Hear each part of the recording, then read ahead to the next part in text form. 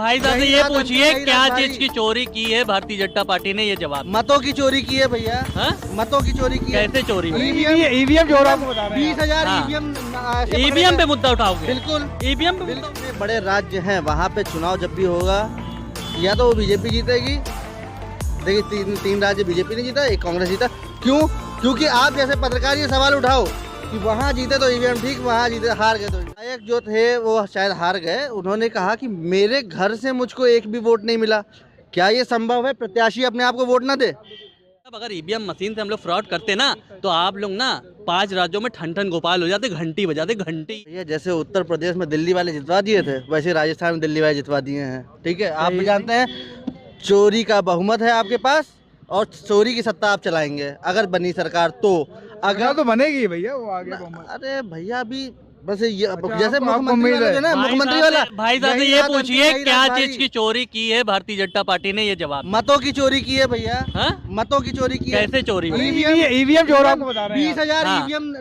EVM पे मुद्दा उठाओगे? बिल्कुल। ईवीएम पे मुद्दा बिल्कुल। उठाओगे? अबे भाई बिल्कुल शर्म आनी सर। चाहिए आप लोगों को। आप लोगों को शर्म आनी आप लोगों चाहिए। को शर्म आनी चाहिए। आप लोग शर्म आनी चाहिए। बीजेपी ईवीएम को लेकर सुप्रीम कोर्ट सबसे पहले कौन पहुंचा? एक सवाल ईवीएम को लेकर सबसे पहले सुप्रीम कोर्ट कौन एक पहुंचा? सवाल ये है जी।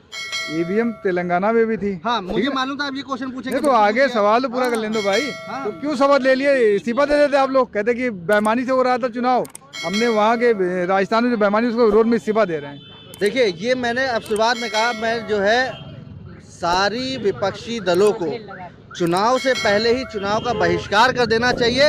ईवीएम से अगर चुनाव होगा तो हम चुनाव लड़ेंगे ही नहीं, जिसको लड़ना है वो लड़ो। ये सारे जो है विपक्षी दलों को करना चाहिए। हाँ, लेकिन दूसरे देखिए जितने बड़े राज्य हैं वहाँ पे चुनाव जब भी होगा या तो वो बीजेपी जीतेगी। देखिए तीन राज्य बीजेपी ने जीता, एक कांग्रेस जीता।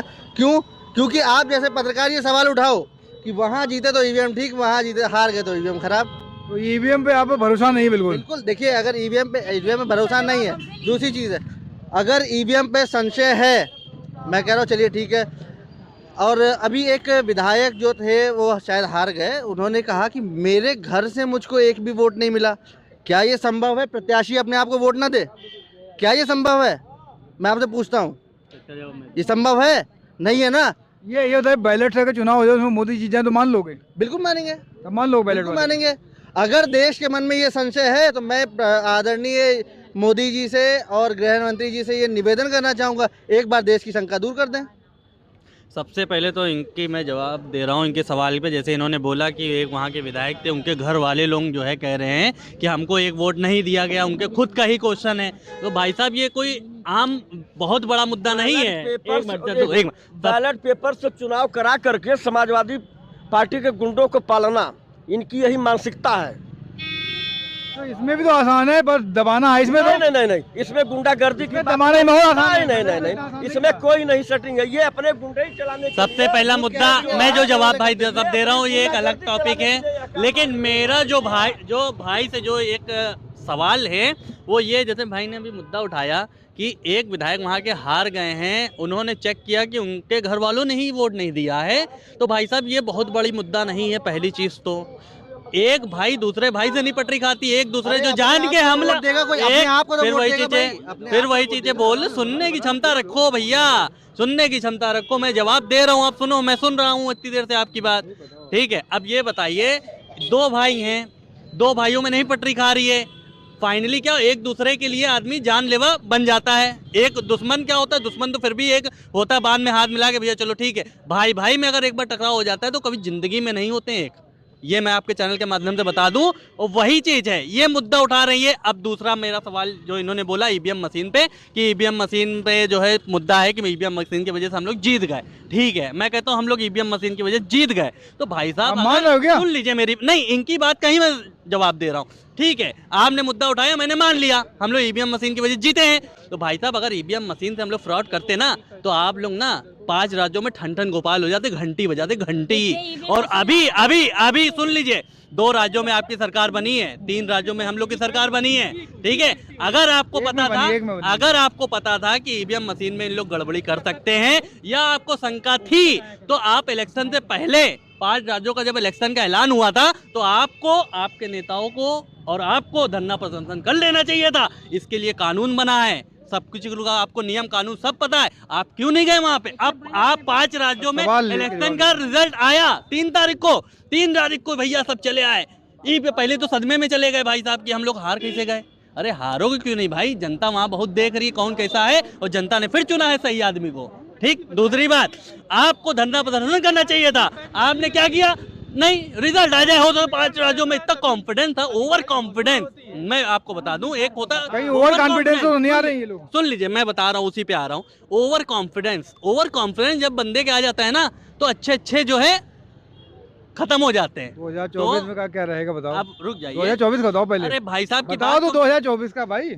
2024 में मैं सीना ठोक के बोल रहा हूँ, किला 450 पार। तो ये कॉन्फिडेंस नहीं है, ओवर कॉन्फिडेंस बिल्कुल है, रहेगा, काम पे आएगी, विश्वास पे आएगी। सबका साथ, सबका विकास, सबका विश्वास। नरेंद्र मोदी जी माननीय प्रधानमंत्री जी ने सबका विकास, सबका विश्वास जीता है, और इसलिए 2024 में फिर से तीसरी बार प्रधानमंत्री बनने जा रहे हैं। और विपक्ष में कोई ऐसा चेहरा नहीं है जो माननीय प्रधानमंत्री जी को अभी तक हरा दे। इसलिए मैं आपके चैनल के माध्यम 5 राज्यों के चुनाव थे, तो 5 में जीतना, जब अब उनको अपने आप बेईमानी करके जीतना, तो 5 में जीत लेते, ये तो वाजिब इनका जो नहीं तो सवाल फिर ये नहीं हुआ था क्या नाम है, आपके पास सवाल बचता कहाँ से?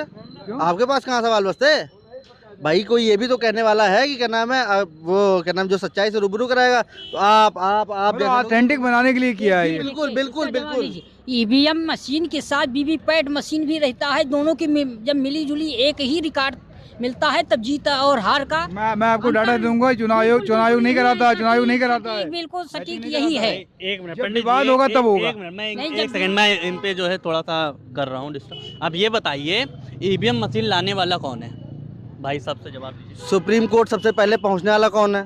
आप बताइए। जवाब दोगे? अरे आप फिर, अरे ईवीएम मशीन को ले करके सुप्रीम कोर्ट सबसे पहले पहुंचने वाला कौन है? भाई साहब लाया कौन है ये आपको बताइए। भरोसा नहीं था? फिर वही चीज है, सुब्रमण्यम स्वामी क्यों? चलिए पहुंच हम गए लोग थे? पे एक मिनट, हम लोग पे सुब्रमण्यम एक स्वामी मिनट, क्यों हम पहुंच लोग गए को थे? भरोसा नहीं था, इनकी बात पे फिर मैं बोल रहा हूँ, हम लोग को भरोसा नहीं था, इसलिए हम लोग सुप्रीम कोर्ट गए। आप लोगों को भरोसा नहीं था तो आप लोग क्यों नहीं गए?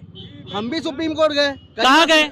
15,000 पिटीशन पड़ी हुई है भाई। आप लोग गए नहीं। 15,000 आप लोगों को जाना चाहिए। पहली चीज, आप लोगों को शर्म आनी चाहिए, बार बार ईवीएम मशीन पे मुद्दा उठाना है, ईवीएम मशीन पे मुद्दा उठाना है। अरे यार, पढ़े लिखे हैं आप बताइए। सुनो, एक मिनट हम इनको उत्तर दें।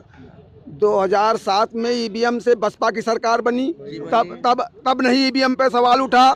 2012 में सपा की सरकार बनी, तब ईवीएम में नहीं सवाल उठा। और जब 2014 में मोदी की सरकार बनी, और तब यहाँ के मुख्यमंत्री अखिलेश यादव जी थे, तब नहीं उस पे उठा। अभी तेलंगाना जीत गए तब नहीं उठा, कर्नाटक जीत गए तब नहीं उठा, हिमाचल जीत गए तब नहीं उठा, घोसी जीत गए तब नहीं उठा। अब तुम लोग एक न एक निरेटिव मत फैलाओ, जनता जान चुकी, बेमनुष्ता जनता मत फैलाओ। और उसका जवाब सुनो, वो जनता तुमको 2024 में इसका भी इस गुंडई की जनता के सम्मान का, तो जनता ने जो वोट किया तो उसको खिसियाइए नहीं। हमारे प्रधानमंत्री ने स्वयं कहा है, अगर आप इससे भी अगर मूर्ख कोई व्यक्ति हो तो भैया उसको कोई समझा नहीं सका। उन्होंने संसद में कहा, वहाँ पे यही हूटिंग हुई, कहा आप अपने गिरेबान में झांकिए, आपकी कहाँ कमी हुई है, आपने अपने कार्यकर्ताओं के साथ कहाँ धोखा किया, जनता के साथ कहाँ धोखा किया, उसको सुधारिए। किसी को अकोसने से, ईवीएम को अकोसने से तुम्हारा काम नहीं है। जनता की अदालत में जाइए, जनता उसका जवाब देगी, और 2024 में फिर जनता जवाब देगी। और किसी पे दोष मत लगाइए, बेकार निरेटिव में देश की जनता देख रही है, वो वही वोट करेगी। हम आप यहाँ चाहे जो कुछ कह लें, जनता वोट वही करेगी। चाचा, सुब्रमण्यम स्वामी क्यों कहते सुप्रीम कोर्ट? सुप्रीम कोर्ट क्यों कहते? विश्वास था नहीं क्या उस समय भी लोकतंत्र? अरे 1500 पिटीशन पड़ी हुई है, 1500 पिटीशन, थोड़ा पढ़ तो लो पंडित जी उसके बारे में। 1500 पिटीशन पड़ी हुई है। बताइए, अगर ये चुनाव आयोग जो है कहता है कि हम ईवीएम से ही कराएंगे, ये पहले उसने कहा था, तो चुनाव क्यों लड़ते हो? विश्वास तो मैं कह तो रहा हूँ, सारी पार्टियों को चुनाव से पहले ही इसका विरोध कर देना चाहिए, बहिष्कार कर देना, चुनाव का बहिष्कार कर देना चाहिए। अरे भैया, तुम अपने नेता को बताओ जो भी बता रहे हो, ठीक है? तो 1500 पिटीशन ऑलरेडी इसके ऊपर पड़ा हुआ है। और अभी जब क्या नाम है, चीफ जस्टिस ऑफ इंडिया ने ये कहा कि चीफ इलेक्शन कमिश्नर को जब भी नियुक्त किया जाएगा तो दो जो है सत्ताधारी, दो सत्ता के जो है सत्ताधारी दल के मंत्री होंगे, एक विपक्ष का नेता होगा और एक सीजीआई होगा। क्यों आनन फानन में जो है मोदी सरकार ने ऑर्डिनेंस ला दिया कि नहीं, चीफ जस्टिस ऑफ इंडिया इसमें नहीं होंगे? क्यों ला दिया? क्यों? अगर मन में खोट नहीं है तो क्यों ला दिया? ऐसा ऑर्डिनेंस क्यों नहीं लेके आए? चुनाव आयोग पे मोदी सरकार ने एक ऑर्डिनेंस ला के सुप्रीम कोर्ट का फैसला पलट दिया है। मैं बता रहा हूँ, आप बता रहे हो, ये बता रहे हैं 1500 हम बता रहे हैं, ये कह रहे हैं छोड़िए ईवीएम वाले नया जो मुद्दा लेकर 1500 पिटीशन बता रहे हैं। हम कहा तो कांग्रेस को वोट मिला है करीब करोड़ों में, यहाँ करोड़ों पिटीशनें हो सकती हैं भाई, वो तो सब सारी पिटीशन कोई बात नहीं। सुप्रीम कोर्ट ने क्या कहा? सुप्रीम कोर्ट क्या यहाँ चुनाव आयोग वाले पे उनने कहा था चुनाव आयोग का जो कमिश्नर होता है उसकी नियुक्ति विपक्षी दल का नेता और ये चीफ जस्टिस ऑफ इंडिया रहेंगे, ये उन्होंने आदेश दिया था सुप्रीम कोर्ट ने। लेकिन मोदी सरकार ने एक अध्यादेश ला के उसको पलट दिया कि ना सुप्रीम कोर्ट का दखल रहेगा, ना विपक्षी नेता की कोई मतलब है। अब आप किस सुप्रीम कोर्ट का आप आदेश करेंगे? परसों अभी